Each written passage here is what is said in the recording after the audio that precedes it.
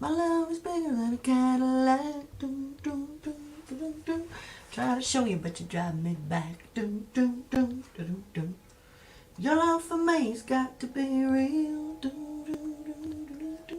You're gonna know just how I feel. Dum, dum, dum, dum. Love is real, not fade away. And not fade away. Hey guys. Got the song in my head. Also got Hold Your Head Up in my head. Thank you, Echo. It's been a very tragic week, actually, so I'm in a kind of a somber mood.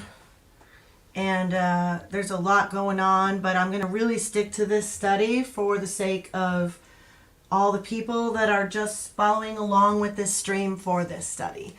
But I will be coming on later to talk about the spiritual warfare and how I see it going on. And that's about all I want to say about that.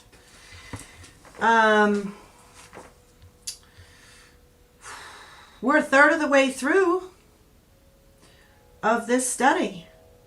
And today is going to be really fun because we're going to talk about abolishing the government. Yay! It's one of my favorite topics, actually. Shouldn't it be all of our favorite topics by now? So, if you don't know, my name is Deanna, and I'm streaming out of Humboldt County about Humboldt County to Humboldt County and anyone else who cares. And I am sorry I'm late.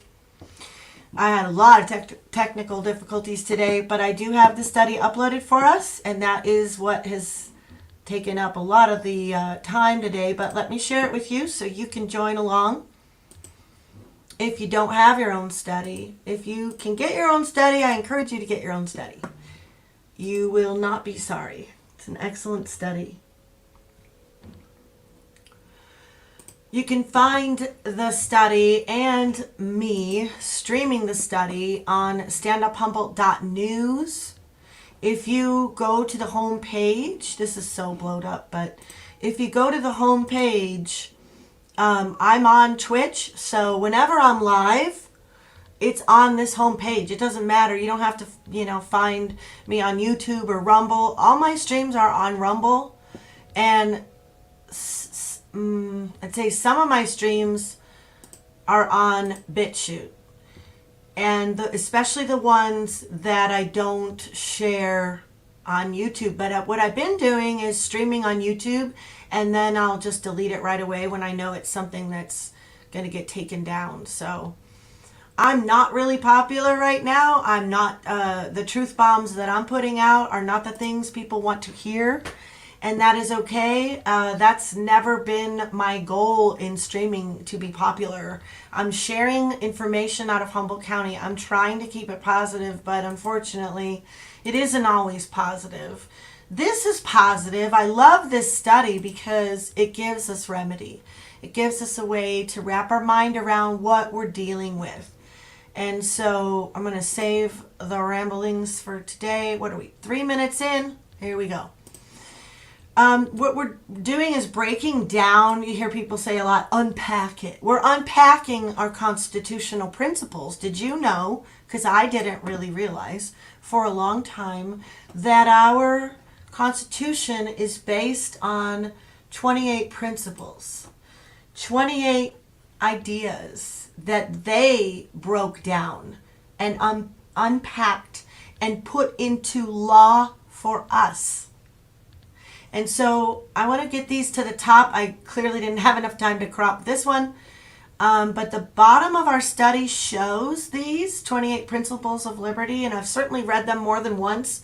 But I just wanted to reintroduce you to this because we're going to be going through 2 principles today while we discover what abolishing the government is. And what it is we're going to be going through 10 and 11. The God-given right to govern is vested in the sovereign authority of the whole people. 11 is the majority of the people may alter or abolish a government which has become tyrannical. And that is the beautiful part of our Constitution that we should all be the most excited about. So we're breaking those down, and we're starting in, I'm going to leave it up here on this side, get the questions on this side, so it's easy for me to go back and forth. My phone isn't able to send text messages right now to certain people. And I find it to be very odd. So I've not been able to reply to a couple serious texts, and it's not personal right now. It's just my phone is acting weird. All right, so we got questions on one side and we've got the reading on the other. The way this is going to work today is, because we're in this book, this is really my favorite book. I love reading this book. I'll be reading all of this today. We're going to be going through questions 1 through 6 are from the 5,000 Year Leap, which, just to remind you, there have only been 2 peoples in the world that have had a self-governing government. Moses and the Israelites and the Anglo-Saxons, which both mysteriously came from the Black Sea area. Well, that's where the Black Sea, the tribes disappeared to, and then the Anglo-Saxons came out of it. And those governments are so similar, and so is ours, because ours was based on ancient principles and history. And they hashed this stuff out philosophically, emotionally, governmentally, any way you could, they did it with those principles, which is amazing, isn't it? So we're going to start here. Number 1, what I'm going to do is, what is that noise? Read the questions to you, and then I'm just going to read the pages, because this is an easy read and the answers are going to be there, because I didn't have time to do the answers today. And this is how I share this study with you guys sometimes.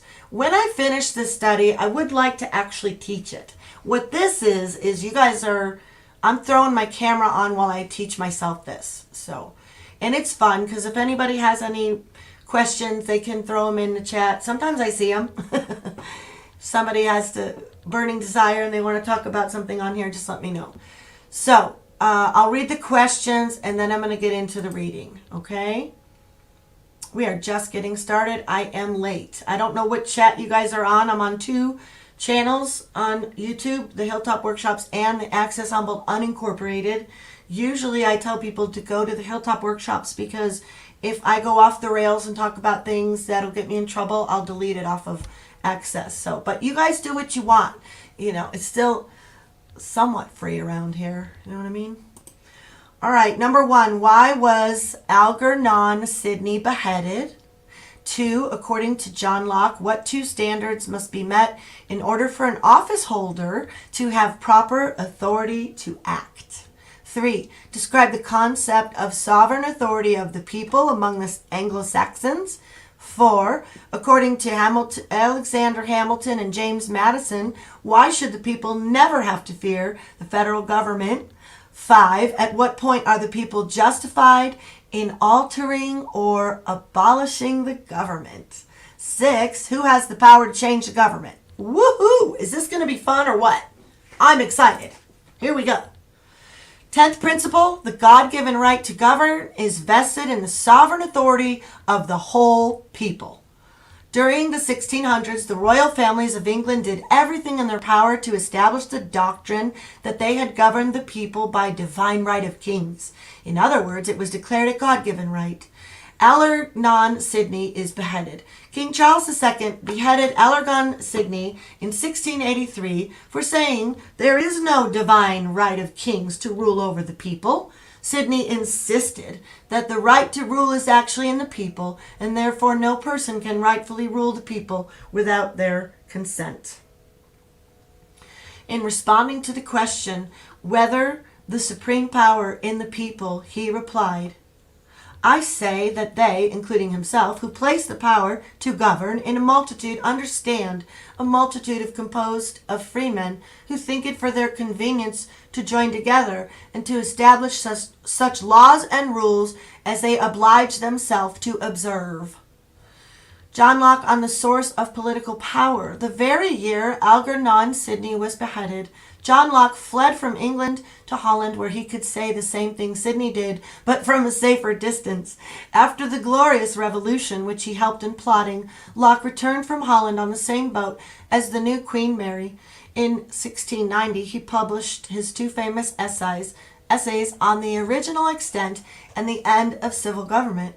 In the second essay, he wrote, "In all lawful governments, the designation of persons who are to bear rule being as natural and necessary a part as the form of government itself, and that which had establishment originally from the people," in all caps, originally from the people.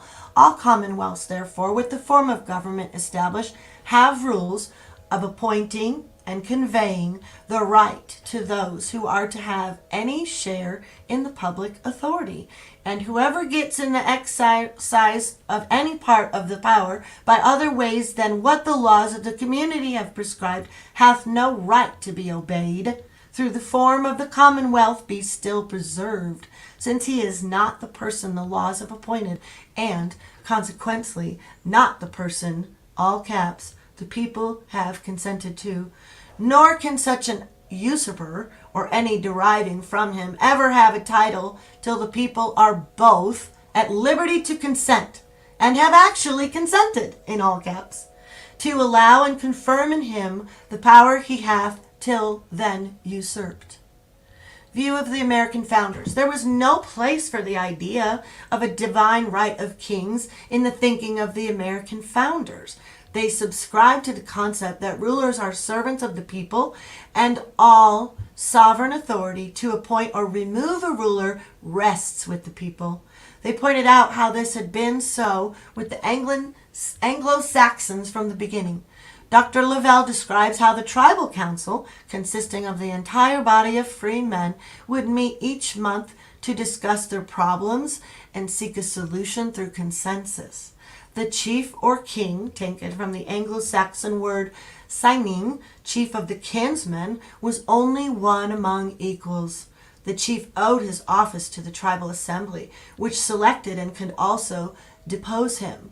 His authority was limited at every turn, and though he no doubt commanded respect, his opinion carried no more weight in the debates of the assembly than that of any freeman. Alexander Hamilton, in the same spirit, declared the fabric of American empire ought to rest on the solid basis of the consent of the people, all caps. The streams of national power ought to flow immediately from that pure, original fountain of all legitimate authority. The divine right of the people to govern themselves and exercise exclusive power of sovereignty in their official affairs was expressed by the Commonwealth of Massachusetts in its proclamation of January 23, 1776. It is a maxim that in every government there must exist somewhere a supreme, sovereign, absolute, and uncontrollable power. But this power resides always in, all caps, body of the people, and it never was or can be delegated to one man or a few. The great Creator has never given men a right to vest others with authority over them, unlimited either in duration or degree. James Madison discovered many people frightened by the Constitution when it was presented for ratification because they felt the federal government was being given autocratic authority. Madison declared, "The adversaries of the Constitution seem to have lost sight of the people," in all caps, altogether in their reasonings on this subject, and to have viewed these different establishments not only as mutual rivals and enemies, but as uncontrolled by any common superior in their efforts to usurp the authorities of each other. These gentlemen must here be reminded of their error. They must be told that the, all caps, ultimate authority, wherever the derivative may be found, all caps, resides in the people alone. That's from the Federalist Papers. But even if it is acknowledged that the people are divinely endowed with the sovereign power to govern, what happens if elected or appointed officials usurp the authority of the people to impose a dictatorship or some form of abusive government on them?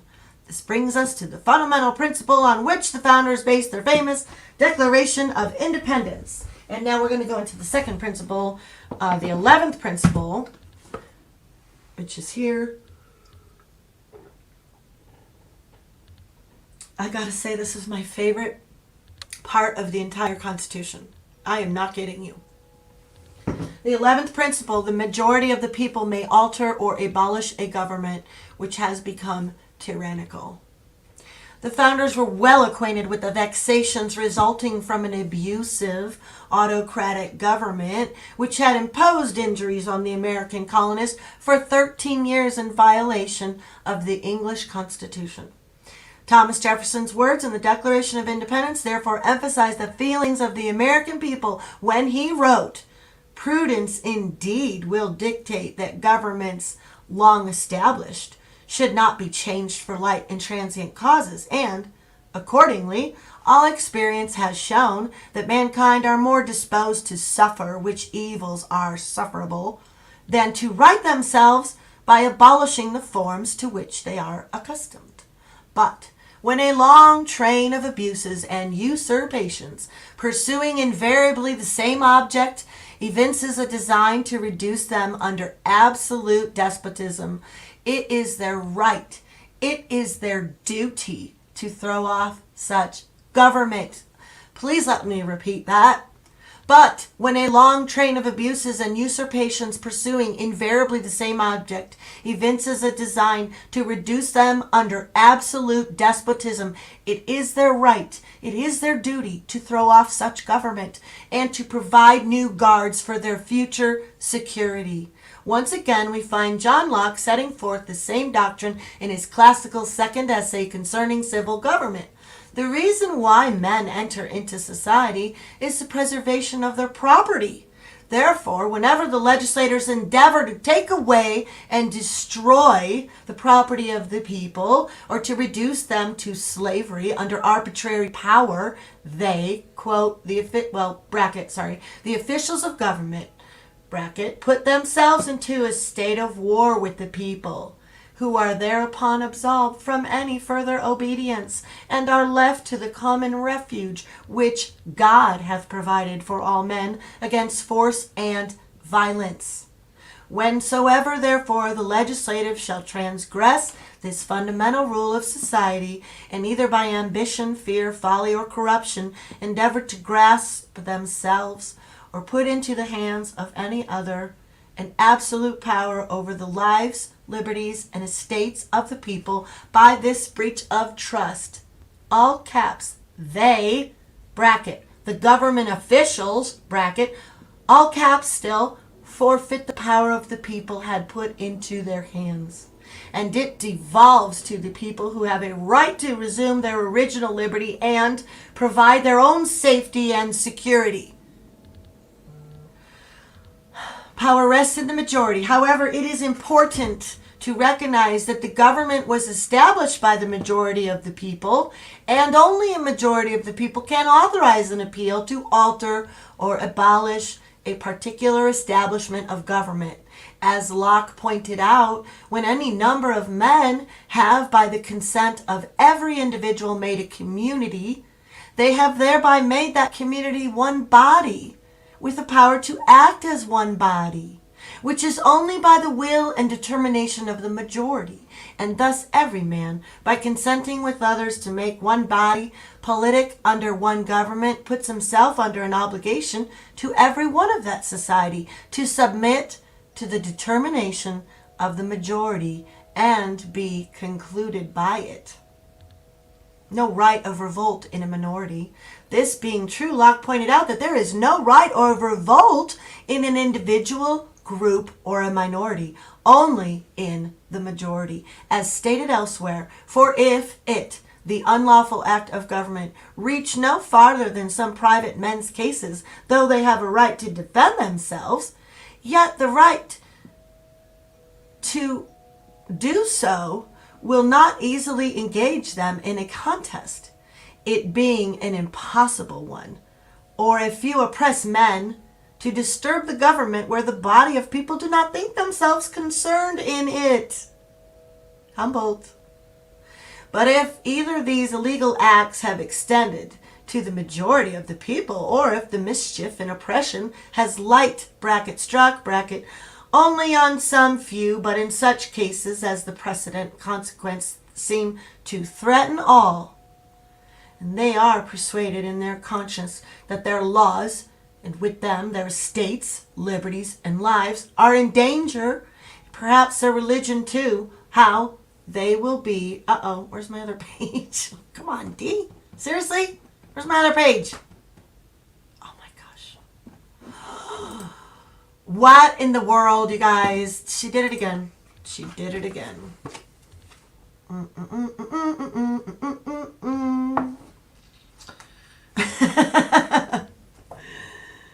I'll finish it and then I'll get it. It's what? Oh yeah, it's this last page. It's this last page, and I'll get it up there right now, because if I don't do it right now, I won't get it done, will I? Because that's what happened last time, isn't it? Oh my gosh, what an idiot. Hey, this happens. And guess what? I don't care, because I'm still learning. The point is to learn. It isn't for me to put out a polished stream. I'm not asking for money. I don't want fame. I'm trying to help my community. We don't know remedy. We haven't had a grand jury in Humboldt County since the 50s. They do civil grand juries. It's not the same thing. We only need 13 people to host a grand jury and hold these people accountable. Did you know that, Humboldt County? Would you like to participate in the grand jury assembly meetings so that you can hold these people accountable? Then get a hold of me. I'm involved in them. So, you'll love it. Oh yeah, I thought I had that last page up there. Here we go. Okay, it's almost here. I'm so sorry, you guys. It was really rolling good too. What an ass. I am very used to making an ass of myself. I'm quite comfortable. It doesn't really bother me. Even though it's just like a forever record and everything. Like, I know this would mortify some people probably. I don't care. I'm learning. This is learning. And I'm sharing. This is quite a lot of work, and I'm not going to whine about it, but some people make this look a lot easier than it is. And I am solo. I have no help with anything. So, and I'm not even going to start whining about all the things I'm doing, but just, I know a lot of you know I do a lot of different things. So it's challenging to give each one the attention I'd like to give it. This is the most important thing to me, and this is the most, this is like my job right now. I'm super committed to this, and I'm happy to learn this. And I do make mistakes with it, but overall we roll pretty good, don't we? Don't we roll pretty good usually?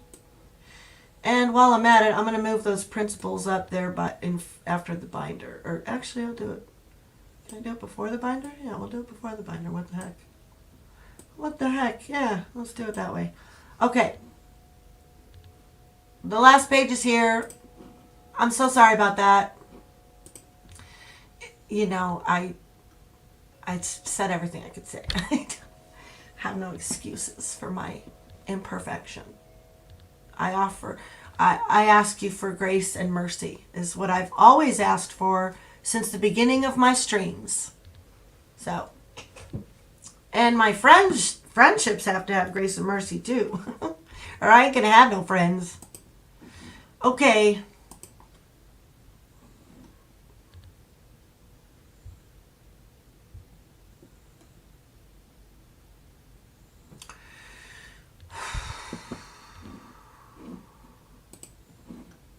All right.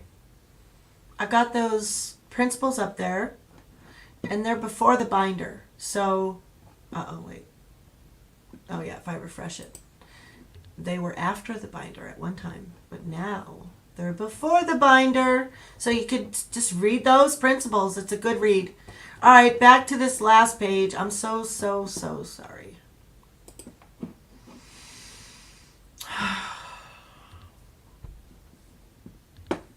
This is it. No, I almost started reading the wrong page. Okay, last paragraph. It's a long one too. There's no break. It's 6 sentences. Okay. But if either these illegal acts have extended to the majority of the people, or if the mischief and oppression might has light struck only on some few, but in such cases, as the precedent and consequences seem to threaten all, all caps, all, threaten all. And they are persuaded in their conscience that their laws and with them their states, liberties, and lives are in danger, and perhaps their religion too. All caps, how they will be hindered from resisting illegal force used against them, I cannot tell. Virginia Declaration of Rights. In other words, the majority are then likely to revolt, just as the American founders did when their plight had finally become intolerable. Certainly there was no significant confusion in the minds, wait, am I sharing? Yeah, okay. Of the founders as to their rights and proper recourse when they approached their moment of critical decision in 1776.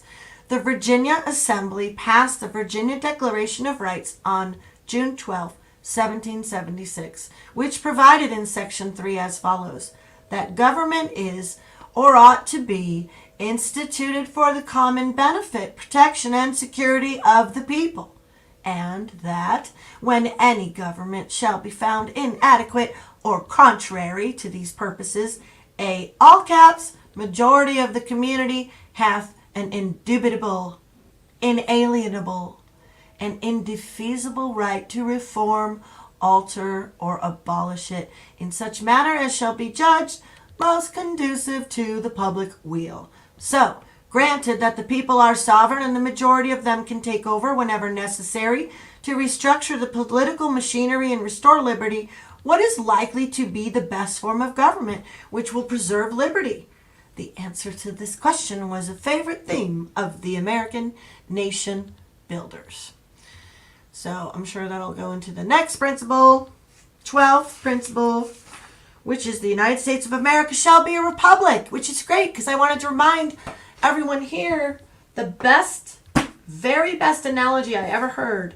You know, we are a republic. We have democratic principles, but our people are elected. If you are a woman who is stranded on an island with 3 men, let's assume that the men are going to be lawful by a vote. Okay? In a democracy, do I even have to spell out what the vote's going to be about? Whose woman is she going to be? Are we going to get to have her? Are we all going to get to have her? Let's just say it's that, okay? That's what's up for vote here. And let's assume the men are going to actually operate by a lawful vote. Okay? We could even say it's a woman and it's a man, if it makes you feel better. I don't really care. The point is this. In a democracy, mob rules, majority rules. In a republic, that woman has a voice. She is represented. That is how the republic works. We are not a democracy. We have democratic principles. Once our elected officials are put into place, they do the democratic thing. They do the voting thing. And it looks like we're ruled by a majority, but that's not it. We're supposed to put our people in office. We choose the people to run our assemblies. Now, do you know who the real assemblies are and who are the infiltrators? America, it is our job to better vet. We have to vet better. Every problem I see has to do with us not following the money, not looking at the history. Is there yes, no, and there no, no? Is there yes, yes, and there no, no? Do they live a life on paper as they do in real life? Those things matter. And we're so easily fooled. Which is why I don't get on here and be like, hey, everybody, I'm a Christian and let's pray and da-da-da-da-da. I'm a genuine person. I will pray spontaneously. A lot of you guys have seen me do it. I will pray spontaneously.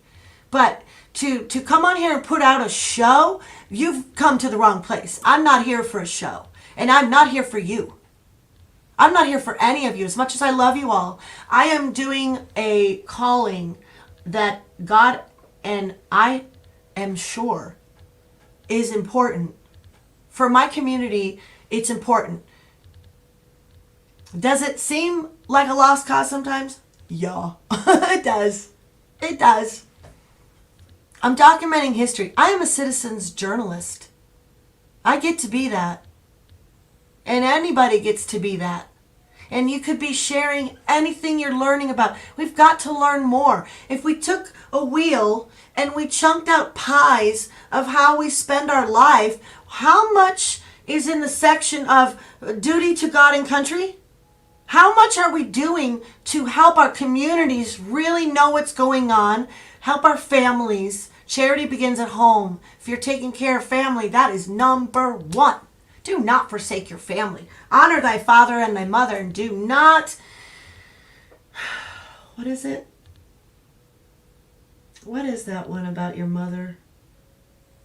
Don't detest her when she is old. You know, there's just these things. It's like, why does it have to be in the Bible, that stuff? There's so many obvious things. And there's a lot of people talking a lot of different spiritual things, but I'm a Bible-believing Christian.